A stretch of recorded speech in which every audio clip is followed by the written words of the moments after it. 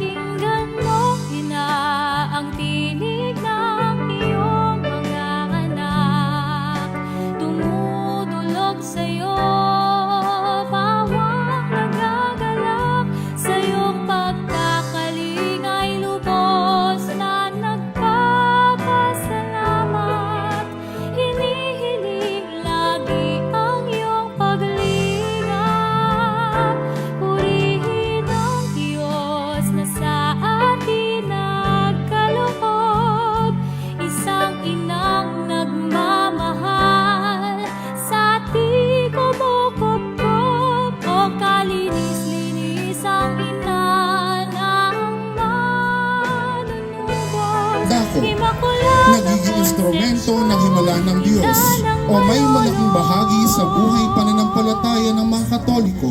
Ang imaheng ito ng mahal na Birhen ang siya nang ginagamit mula noon upang alayan ng mga bulaklak sa pagdiriwang ng Flores de Maria tuwing buwan ng Mayo, mula pa nang maitatag ang Kongregasyon de las Hijas de Maria sa Marilao noong taong 1932.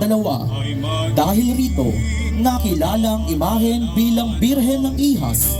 Sa paglahok ng imahen ng mahal na Birhen sa taunang Intramuros Grand Maran Procession noong taong 2002, nabigyan ito ng bagong katawagang hinango sa litanya ng mahal na Birhen bilang Madre de la Divina Gracia. Ipinagdiriwang ang kanyang kapistahan tuwing ika-31 ng Mayo at ika-23 ng Hulyo. Ang imahen ay ginawaran ng Koronasyon Episkopal noong ika-23 ng Hulyo taong 2024 ng lubhang kagalang-galang Obispo Dennis C. Villarojo Didi, Obispo ng Malolos. Madre de la Divina Gracia de Marilao, Ipanalangin mo kami. ating pinasasalamatan ang Kura Paroko, Reverendo Padre Ronald Ortega, kaisa ng Kongregasyon de las Hijas de Maria, iba't ibang sangguniang pastoral. Taong 2021, opisyal na idineklara ang pagkakaloob ng Koronasyon Episkopal sa imahen ng La Purísima Concepcion de Baliwag. Ang maringal na koronasyon ay ginawa sa patio ng Pandiocesis na Dambana at Parokya ni San Agustin noong unang araw ng Pebrero ng taong Dinyaon sa pangunguna ng lubhang kagalang-galang Obispo Dennis C. Villarojo Didi, ang Obispo ng Malolos.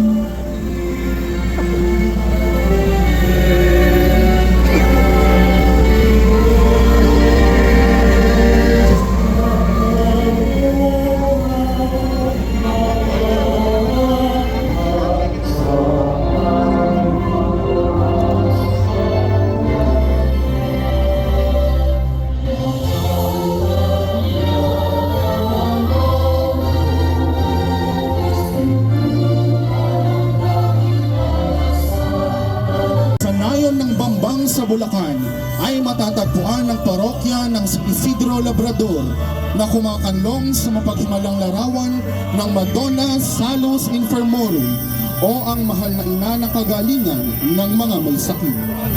Mula nang maidambana sa parokyang ito ang larawan ng mahal na birhen, di na masukat ang alab ng debosyon ng mga mananampalataya sa titulong ito.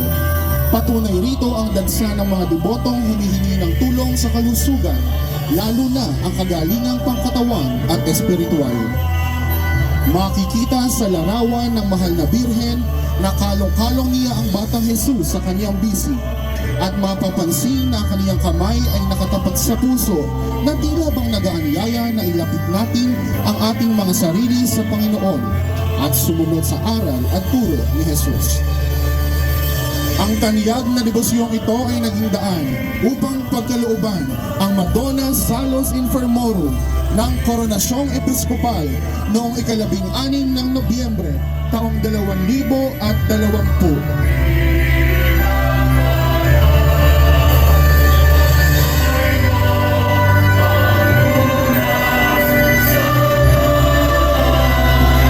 Madonna Salus Infirmorum, Ipanalangin mo kami. nagpapasalamat po tayo sa Parish Priest ng San Isidro Labrador Parish, Bangbang, Bulacan, Reverend Father Leonardo R. Hernandez.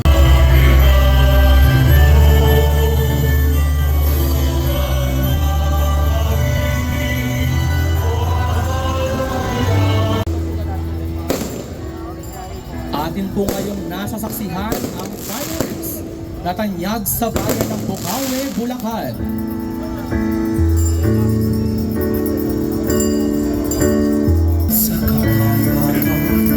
Nais po nating pasalamatan ang rektor ng Dambana, Reverendo Padre Mario Jose Ladra, ang parochial vicar, Reverendo Padre Divino Alvin Kayanan, ang sangguniang pastoral ng St. Martin of Tours Parish,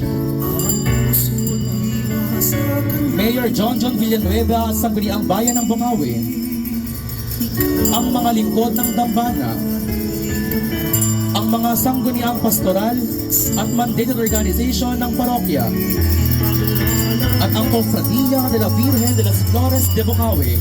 Maraming salamat po.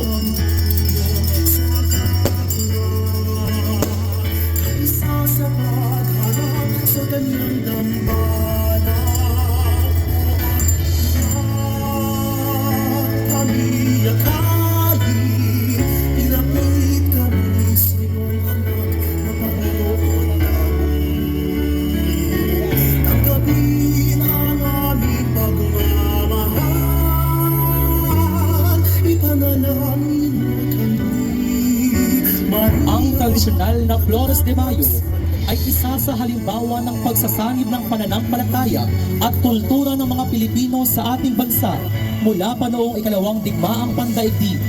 Sa bayan ng Bukawi ay tanyag ang makulay na pagdiriwang ng Flores de Mayo. Taong 1984 sa panunungkulan ng Oykura Paroko, Reverendo Padre Jose Miguel Paez, mas lalong napagyaman ang pagdiriwang ng Flores de Mayo sa bayang ito. Ang imahe ng Nuestra Señora de las Flores ay naitago sa loob ng 15 taon. Sa muling pagsigla ng debosyon sa mahal na Poong Cruz sa Wawa, ay kaalinsabay na nabuhay at napasiglang muli ang taunang pagdiriwang ng Flores de Mayo sa Bukawi. Masigla at makulay na pagdiriwang na ito noong ika-21 ng Nobyembre taong 2020 ay ginawaran ng lubhang kagalang Nuestra Señora de las Flores de Bukawi. Ipanalangin mo kami. Ipanalangin Maria, bulaklak ng sanlibutan, lumalimuyak nawa ang iyong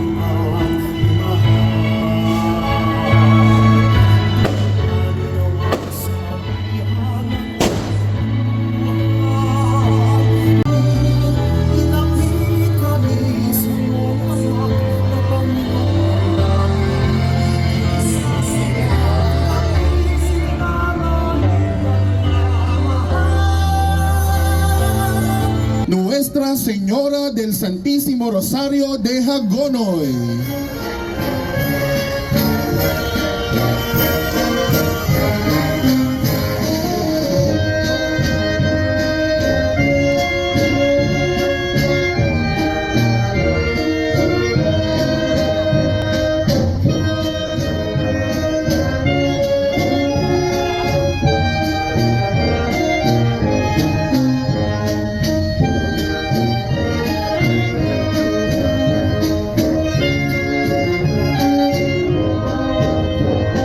Tinatayang sa pagitan ng mga taong 1770 hanggang 1800 ay nagsimula ang debosyon ng mahal na Birhen kay Umanggi ng Hagonoy, ang Nuestra Señora del Santísimo Rosario. Nang ang imahen ay makuha mula sa pagkakalutang-lutang nito sa kailugan ng Hagonoy na pinagsinilangan ng baryo ng Santo Rosario. Pinaniniwalaang ang pagkakasagip sa imahen ay nagbunga ng mas malalim na debosyon sa mga taga rito. Patunay riyan ang lutrina, rekorida, pakukok at pagoda na kanilang isinasagawa sa karangalan ng mahal na Birhen ng Santo Rosario. Taong 1952 nang ang maliit na kapilya ay itinalagang parokya na naitayo mismo sa lugar kung saan nakuha ang imahen. Itinagdiriwang ang kapistahan ng Nuestra Señora del Santísimo Rosario tuwing ikapito ng buwan ng Oktubre. Hindi rin mabilang ang mga himala ng mahal na Birhen, hindi lamang sa mga lokal na mamamayan, kundi pati na rin sa mga dayuhang namamanata at humihingi ng tulong at panalangin sa mahal na Birhen kay Umanggi. Formal na inanunsyo ang koronasyon noong ika-29 ng Hunyo, taong 2019 sa panahon ni dating apostoliko administrador ng diocese na si Lubhang Kagalang-Galang, Obispo Honesto Ongtioco, Obispo Emerito ng Cubao. Ang koronasyong episkopal ay ginanap noong ika-7 ng Oktubre, taong 2019, Nuestra Señora del Santísimo Rosario, Reverendo Padre Ramil Huat.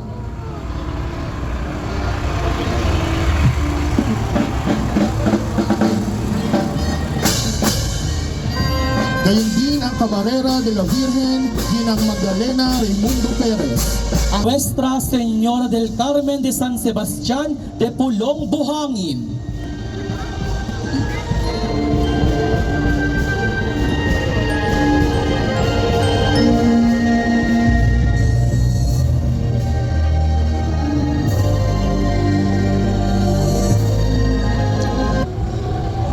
Ang imahen ng Nuestra Señora del Carmen sa Pulong Buhangin sa Santa Maria, Bulacan ay ang unang replika ng imahen ng Nuestra Señora del Carmen ng San Sebastián sa Maynila. Ayon sa kasaysayan, isang babae na mamamayan ng Pulong Buhangin ang humiling kay Tunino ng pagpapatayo ng isang kapilya. Ang babae ay nagbigay sa kanya ng isang sulat at nagsabing ito ay ipakita kina Simeon at Simeona, ang pinakamayamang mag-asawa sa baryo, para mapondohan ang materyales na kanyang kailangan. Tinanggihan ng mag-asawa ang hiling na ito at sinunog ang sulat. Sa gulat ng mga saksi ay hindi natupok ng apoy ang papel. Dahil rito ay dali-daling ipinautos ng mag-asawa na ipagawa ang kapilya. Muling nagpakita ang babae kay Cunino at inutusan siyang kumuha ng imahen ng Birhen ng Carmen sa San Sebastián sa Maynila. Ang imaheng ito ay ipinagkaloob ng mga paring Agustinong Recoleto noong ika-9 ng Pebrero taong 1665. Noong ika-8 ng Setyembre taong 2011, ang imahen ng Nuestra Señora del Carmen de San Sebastián de Pulong, Buhangin ay ginawaran ng koronasyon episkopal ng Lubhang Kagalang-Galang, Obispo Honesto Ongtioco, Obispo Emerito ng Cubao at nooy Administrador Apostoliko ng Diocesis. Nuestra Señora del Carmen de San Sebastián de Pulong, Buhangin, Ipanalangin mo kami. nais po nating pasalamatan ang Kura Paroko ng Parokya ng Nuestra Señora del Carmen, Reverendo Padre Virgilio C. Cruz, C. Ramos, Nais po nating pasalamatan si Reverend Father Proceso y Espiritu, ang Shrine Rector ng National Shrine of Nuestra Señora de la Inmaculada Concepcion de Salanbao and San Pascual Bailon Parish, Reverend Father Proceso y Espiritu, Reverend Father Ramon Bong P. Sabangan, Parochial Vicar, ang ating mga Parish Pastoral Council sa pangunguna ni Sister Marie Asuncion Rivamonte, Shrine Ministry sa pangunguna ni Brother Jonathan Rivera, bisig sa Lambao at mananampalataya mula sa bayan ng Ubando. Dalawang mangingisda na nagngangalang Juan at Julian de la Cruz ang nakalambat sa imaheng ito. Sa kalagitnaan ng kanilang paglalayag ay nakaramdam sila ng bigat na sa pagsaduan. Sa kanilang hinagap ay tila nagpapahiwatig ang mahal na Birhen na tunguhin ang ibang direksyon, ang bayan ng Ubando sa Bulacan. Maraming himala at kultura, gaya na lamang ng pamosong sayaw ng kahilingan. Nuestra Señora de la Inmaculada Concepcion de Salanbao, Ipanalangin mo kami. Ang Koronasyon Pontifical. Ito ay isang institusyonal na akto ng Santo Papa na ipinapahayag sa isang papal bull bilang pagkilala sa nakikitang mataimtim na debosyon ng mga mananampalataya sa mahal na Birheng Maria. imaheng ito ay itinalagang pambansang naglalakbay na imahen ng mahal na Birhen ng Fatima mula sa 50 imahen na binasbasa ng Santo Papa na dumating sa Pilipinas noong taong 1984. Saksi ang imaheng ito sa mapayapang pangyayari sa EDSA People Power Revolution noong 1986 na nagdulot ng malaking pagbabago sa sistemang politikal ng ating bansa. Dahil sa hindi matatawarang pagmamahal ng mga Pilipino sa mahal na Birhen ng Fatima, muli itong pinagkalooban ng parangal sa Señora de Fatima de Valenzuela Coronada. Ipanalangin mo kami. Dalawang tala ang nagsasabi sa pinagmulan ng imahe ng La Purísima Concepcion sa bayan ng Santa Maria, Bulacan.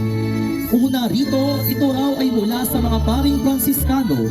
Ang ikalawa naman ay ito raw ay inupit mula sa kahoy na nagmula sa isang galyon.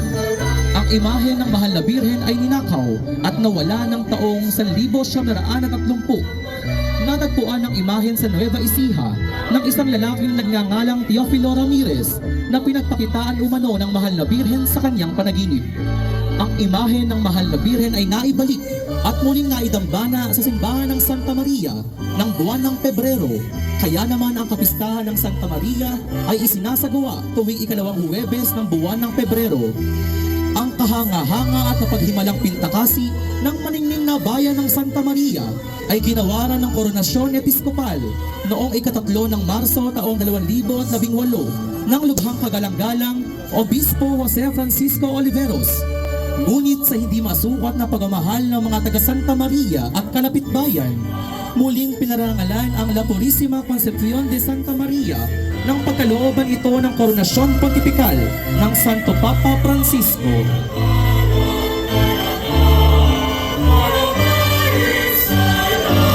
La Purísima Concepcion de Santa Maria Coronada. Ipanalangin mo kami. La Buena Familia. Ayon sa tradisyon, sina San Joaquin at Santa Ana ay parehong galing sa lipi ni David. Si Joaquin ay isang banal na tao na palaging tumutulong sa mga mahihirap sa templo. Ana at Senyor San Joaquin. Ipanalangin ninyo kami. Ang imahin po ay nasa pangangalaga ni na Reverendo Padre Vicente B. Lina Jr. at Ginoong Vicente Ladia Jr. Ang kaunting nalalaman natin patungkol kay San Jose ay batay sa Ebanghelyo ni na San Mateo at San Lucas. Ang paturing iniuukol ng Diyos sa kanya ay napapaloob sa dalawang kataga ni San Mateo, Vir Justus o isang taong banal. Galing sa angkan at lahi ni Haring David, si Jose ay napili ng Diyos upang maging kabiyak ng mahal na Birheng Maria at ama sa turing ni Hesukristo, ang Diyos anak na nagkatawang tao. Jose Patriarca ay nasa pangangalaga ni Reverendo Padre Vicente V. Lina Jr. Maraming salamat po.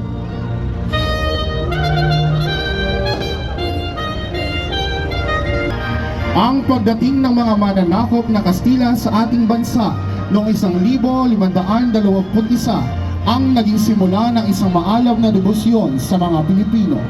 Bilang gantimpala, si Haring Humabon at Reyna Juana ng Pulo ng Sugbo ay hinandugan ng isang imahe ng Batang Jesus matapos sila'y magpabinyan. Señor Santo Niño del Catedral y Basilica Menor, Kaawaan mo kami.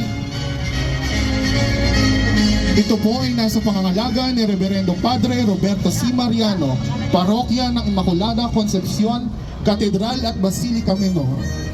Ang ina nating lahat, ang ina ng Malolos, Virgen Immaculada Concepcion de Malolos. Viva la Virgen! Viva! Viva la Virgen! Viva! Mabuhay ang ina ng Malolos! Mabuhay! Nasa atin pong harapan ang umbraculum at tintinabulum, ang sagisag ng pagiging isang Basilica Menor. Sa araw na ito ay ating ginugunita ang ika-25 anibersaryo ng pag-aangat sa antas ng simbahan at katedral ng Malolos bilang isang Basilica Menor. Ito ay sinusundan ng estandarte ng Mahal na Birhen.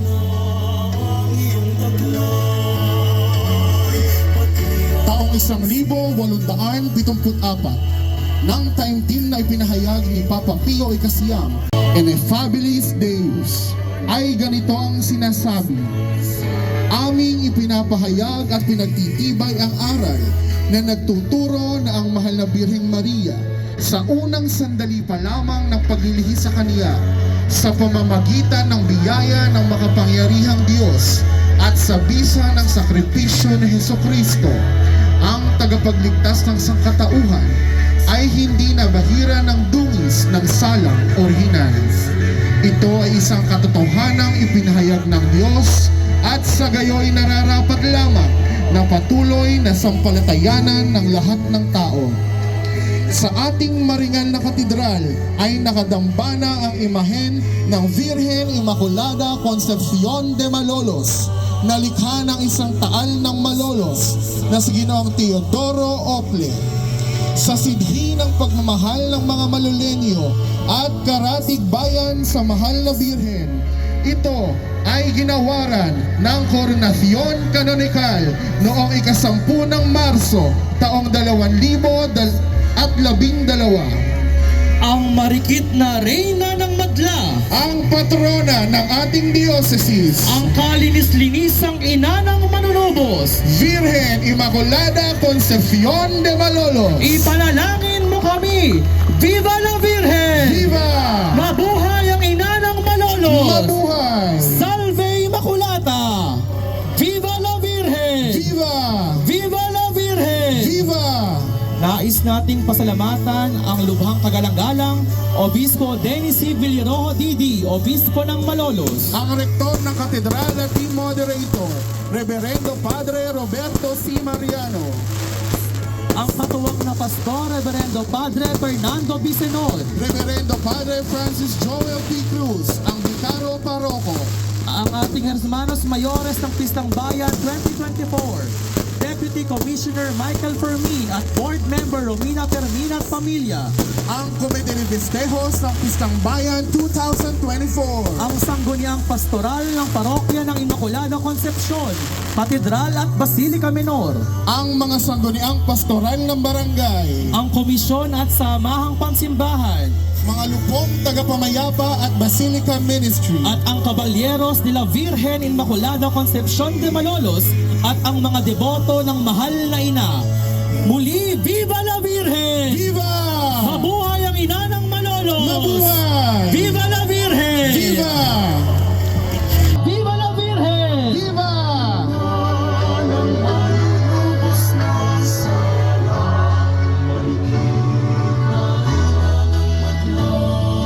Inaanihan po ang lahat na sumama sa ating banal na posisyon at dasalin ang banal na rosaryo. Maraming salamat po.